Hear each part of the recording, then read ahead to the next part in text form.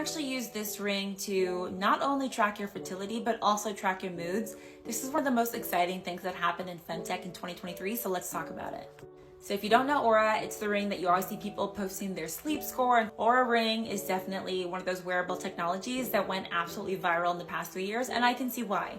I was questioning how accurate it could be in tracking fertility because I'm like, do I really want to count on a ring? But we've already known for decades that women's bodies have different temperatures when you're on your period, when you're ovulating, when you're not fertile. So the science behind it actually makes a lot of sense.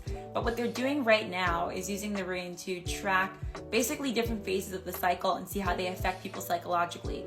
This is amazing because there has been like 1% of all funding or something towards women's health. When you think about it, it's crazy because women go through menopause, we go through periods, we go through childbirth. Like all of this affects the entire world, even though it only affects half the population because we are making humans for people. And so in better understanding these hormonal cycles, we're gonna be able to better understand not only women in general, but just human behavior. I also want to remind you that reproductive health is not just for people who want to have kids. Reproductive health is so important because it affects everything in your life, from your hormones, which can affect certain cancers. It triggers certain genes to switch on and off. It affects things like aging.